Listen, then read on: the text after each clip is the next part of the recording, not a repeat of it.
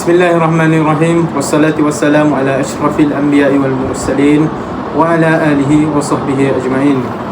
Rabbi zidna ilma warzuqna fahma wal hikmata al aqla birahmatika ya arhamar rahimin. Assalamualaikum warahmatullahi wabarakatuh. Saya bertiga ingin menerangkan tentang isu keruntuhan akhlak yang disebabkan oleh hiburan ataupun hedonism. Jadi izinkan saya memperkenalkan diri saya dan rakan-rakan saya. Saya Baihaqi bin Muhammad Nur Harisam. Dan saya Haziq Haikal bin Rizwan.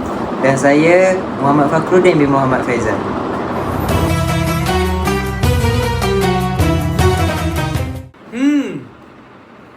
Fakhruddin, apakah itu hedonism?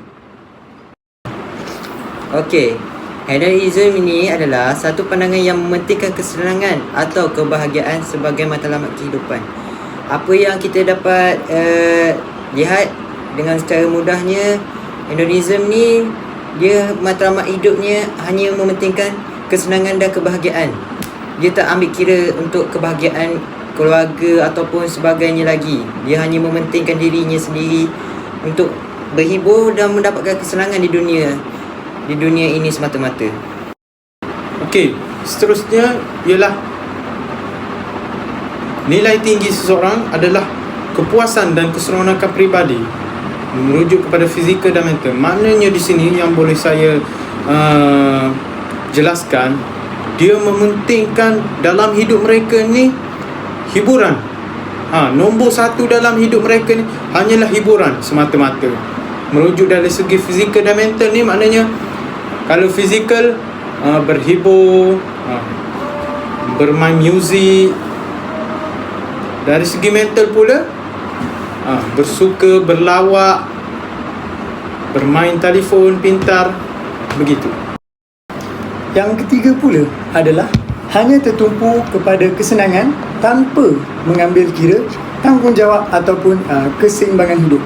Apa yang dimaksudkan oleh ini adalah kesenangan itu adalah mereka ini meninggalkan suruhan Allah dan melakukan larangan Allah Subhanahu Wa Taala, iaitu mereka tidak mengambil kira tanggungjawab mereka, iaitu untuk melaksanakan 5 waktu, berpuasa, dan mereka lebih gemar untuk melakukan mereka punya kesenangan ataupun benda yang tidak menyusahkan diri mereka. Seperti mereka tidak mau solat, tidak mau puasa kerana benda itu mereka rasa adalah beban yang besar kepada diri mereka. Itu adalah maksud kesenangan tanpa mengambil kira tanggungjawab ataupun keseimbangan hidup. Apakah itu hiburan pula? Untuk menjawab persoalan kawan rakan saya Fakhruddin, apakah maksud hiburan? Jadi, hiburan adalah aktiviti yang dirancang untuk memberikan kesenangan, kegembiraan ataupun meditasi kepada orang-orang ataupun masyarakat. Apa yang boleh dimaksudkan oleh hiburan ini? Sebagai contohnya, seorang remaja ini menghadiri konsert ataupun aktiviti-aktiviti yang sama seperti konsert ini. Akan tetapi, apabila mereka menghadiri konsert ini, pergaulan mereka adalah tidak terbatas antara jantina lelaki dan juga wanita. Jadi disebabkan itulah, perkara-perkara hiburan ini perlulah dilihat ataupun diperiksa dulu kesahihan batasan yang terdapat dalam sesebuah perkara itu. Sekaligus boleh kata akademik semua. Seterusnya, hiburan ini bertujuan untuk mengurangi stres atau melepaskan diri seketika daripada bebanan kerja atau tanggungjawab. Kita ambil contoh yang mudah, kita sebagai student. Apabila kita student, kita stres dengan assignment ataupun kerja-kerja yang telah diberi oleh lecturer, kita mencari hiburan untuk kita mengurangi stres kita. Tetapi hiburan yang kita pilih itu kemungkinan hiburan yang salah, yang akan membawa diri kita ke dalam dosa-dosa. Sebagai contoh, hiburan maksiat, zina ataupun sebagainya lagi. Ini akan memberikan kesan yang buruk pada diri kita dan umat Islam. Hiburan ini terbahagi kepada dua. Hiburan dalam mentaati, hiburan yang tidak mentaati. Mari saya terangkan. Maksudnya di sini, contoh hiburan dalam mentaati ini, kita boleh berhibur dengan berzikir, membaca ayat Al-Quran dan solat sunat. Itu ialah hiburan bagi kita orang Islam. Namun begitu, janganlah kita berhibur dengan hiburan yang tidak mentaati. Sebagai contoh, mengikut nafsu. Contohnya pergi ke konsert. Pergi ke konsert boleh, tetapi banyak mudaratnya. Kerana itu janganlah kita memudaratkan diri kita kepada benda-benda yang dimurkai kepada Allah. Sebagai contoh, apabila kita pergi konsert, ia boleh menyebabkan pergaulan bebas, tidak menjaga batas antara jantina, yang akan menyebabkan masalah zina. Seperti firman Allah, wala taqrabuz zina, janganlah kamu mendekati zina. Mendekati pun tidak boleh. Jadi benda-benda begini haruslah kita elak daripada awal. Jadi kita sendiri harus memilih bagaimana cara kita berhibur. Kita harus melihat agama Islam ini, bagaimana mereka berhibur. Jadi marilah kita jangan berhibur. Bukan jangan berhibur, berhiburlah dengan cara yang betul. Seterusnya, apakah kesan terhadap kejatuhan akhlak? Salah satu kesan yang menyebabkan kejatuhan akhlak adalah menyebabkan berlaku maksiat yang berluasa. Ini terjadi apabila masyarakat tidak lagi ambil kisah tentang akhlak seseorang itu. Apabila akhlak seseorang itu semakin jatuh ataupun tidak baik, maksiat ini akan semakin banyak dilakukan oleh orang-orang lain. Dan tiada semangat ukhuwah di dalam kalangan masyarakat. Apabila akhlak dah rosak apa benda semua, masyarakat sesama masyarakat akan tiada lagi semangat ukhuwah ataupun semangat jati diri dalam masyarakat. Ini akan memberikan kesan yang amat dalam bagi masyarakat, terutamanya masyarakat Islam. Kesan yang seterusnya adalah ia akan menjatuhkan imej agama Islam. Apakah yang dimaksudkan oleh perkara ini? Sebagai contohnya, apabila seseorang individu itu melakukan ataupun melanggar perintah Allah Subhanahu Wa Taala, orang bukan Islam akan melihat perkara tersebut. Sekaligus ia akan memberi satu tanggapan yang negatif kepada orang yang bukan Islam itu. Jadi disebabkan itu, perkara ini perlulah dielakkan supaya kita dapat memberi orang bukan Islam ini lebih penjelasan terhadap betapa bagusnya agama Islam. Seterusnya adalah kesannya ialah dia dapat menyebabkan kita terjerumus dengan perangkap duniawi. Apakah yang dimaksudkan oleh perangkap duniawi? Perangkap duniawi adalah perkara yang bermaksud seseorang individu itu lebih mementingkan dunia melainkan akhirat. Sebagai contohnya, seseorang pelajar sendiri, dia lebih fokus ataupun dia melupakan perintah Allah Subhanahu Wa Taala dan lebih memilih untuk melakukan tugasan-tugasan sampai dia melupakan 5 waktu ni. Sebagai contoh lagi, pekerja-pekerja dia ataupun mengejar kekayaan di dunia ini dan dia melupakan semua perkara yang perlu dilakukan. Sebagai contohnya, dia lupa untuk bersedekah, dia lupa untuk solat dan sebagainya. Jadi disebabkan itulah mereka ini terjerumus dengan perangkap duniawi. Tambahan lagi, mereka boleh diazab dengan istidraj. Apakah itu istidraj? Istidraj ini secara mudahnya mereka melakukan maksiat, tapi Allah memberikan kenikmatan kepada mereka. Sebagai contoh, kita dapat lihat pelajar kita. Mereka menyiapkan assignment sehingga tidak bersolat, tidak membaca Al-Quran, sehingga mereka melupakan agama mereka. Jadi walau bagaimanapun mereka mendapat markah tinggi.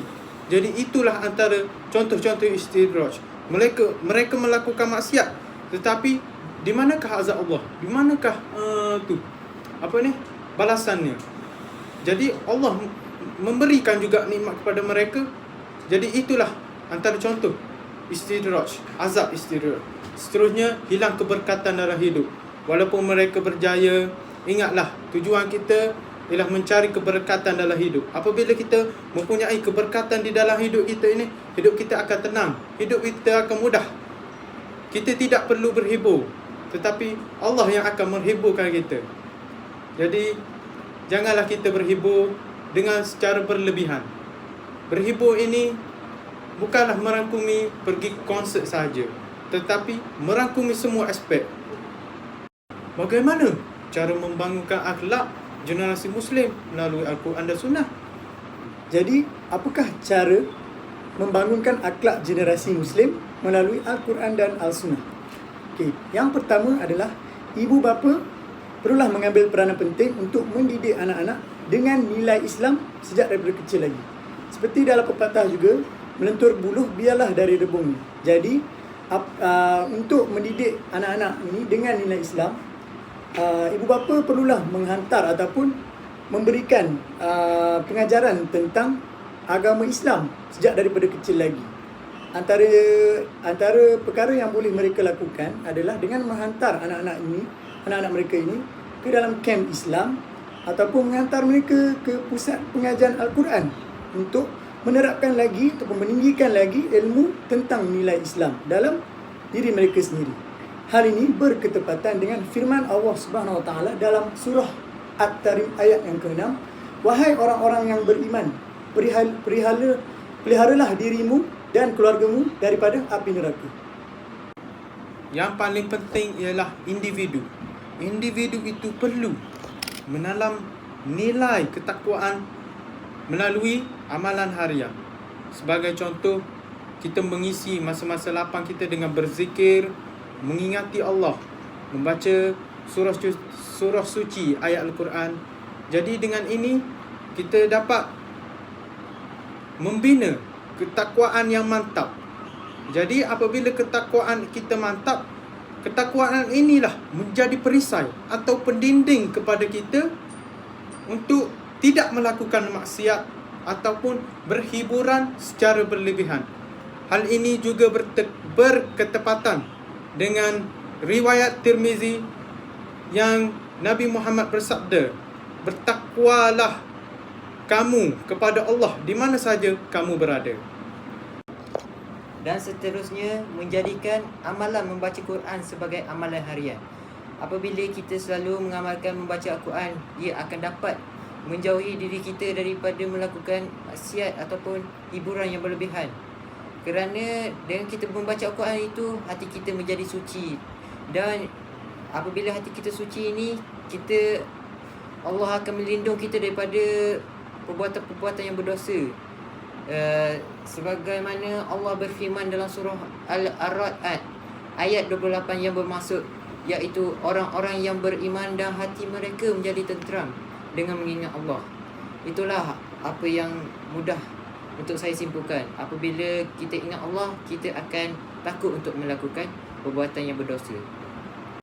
Seterusnya, perkara yang boleh dilakukan adalah mendidik diri sendiri tentang bahayanya hiburan dan hedonisme yang berlebihan. Sebagai contohnya, jikalau kita tidak mendidik diri sendiri tentang bahaya hiburan dan hedonisme ini, akhlak seseorang individu itu akan rosak dan runtuh. Jadi disebabkan itulah kita perlulah mengetahui apa perkara ataupun kesan buruk, kesan sampingan tentang hiburan dan hedonisme ini. Kesimpulannya, Islam telah pun ataupun sudah mengajar kita agar menyeimbangkan kehidupan antara dunia dan akhirat. Hiburan dan kesenangan duniawi tidak dilarang sama sekali, asalkan ianya tidak melanggar aturan agama dan tidak mengalihkan perhatian daripada kewajipan ibadah, sebagai contohnya berpuasa, solat 5 waktu dan sebagainya.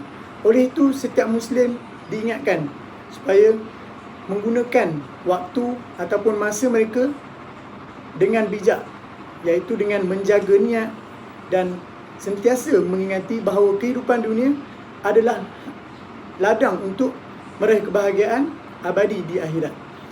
Hal ini juga boleh dikaitkan dengan ayat Al-Quran di dalam surah Al-Hadid ayat 20 yang bermaksud kehidupan dunia hanyalah permainan dan kesenangan yang menipu. Seterusnya, mengetahui tujuan hidup di dunia ini seperti mana kalam Allah yang berbunyi, dan aku ciptakan jin dan manusia supaya mereka menyembahku. Allah menciptakan makhluk ini semua bersebab. Tiada Allah menciptakan makhluk ini tiada sebab. Sebab itulah Allah mencipta kita dan meletakkan kita di muka bumi Allah ini kerana ada sebabnya tersendiri. Sebagaimana dulu di muka bumi Allah manusia belum ada lagi, tetapi Allah merasakan ada sesuatu yang perlu di atas muka bumi ini untuk menjadi khalifah. Jadi Allah menciptakan manusia ini untuk menjadi khalifah dan melakukan ibadat seperti mana hamba Allah yang lain. Dan kita boleh apa yang kita pengetahuan kita, Allah pun mencipta batu itu bukan tiada sebab. Allah menciptakan batu itu untuk batu itu berzikir dan berselawat kepada junjungan Nabi Muhammad SAW. Di samping itu, kita boleh memperbanyakkan selawat ke atas junjungan besar Nabi Muhammad SAW.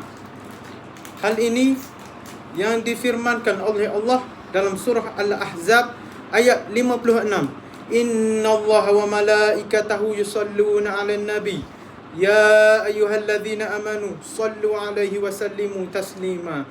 Maksudnya yang berbunyi, sesungguhnya Allah dan para malaikatnya berselawat untuk Nabi. Jadi kita sebagai orang Islam, orang yang beriman, seorang Muslim, marilah kita memperbanyakkan selawat, kerana selawat ini menjadi pendinding ataupun perisai di akhir zaman yang penuh dengan fitnah Dajjal yang sangat bahaya, yang dapat menarik kita terjerumus ke dalam dosa yang menyebabkan kemurkaan kepada Allah Subhanahu Wa Taala. Selawat Nabi. Jom kita selawat. Allahumma salli ala Muhammad طب القلوب ودوائها وعافية الأبدان وشفائها ونور الأبصار وضيائها.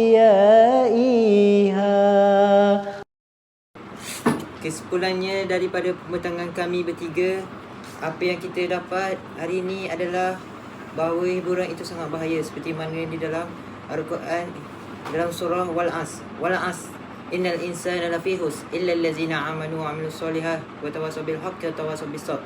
Ia bermaksud demi masa sesungguhnya manusia itu berada dalam kerugian kecuali orang-orang yang beriman dan beramal soleh. Apabila seseorang itu terlalu leka di atas muka bumi ini, Allah akan menimpakan azab pada suatu hari yang kelak, dan orang-orang yang beriman di atas muka bumi ini Allah akan memberikan ganjaran di akhirat kelak.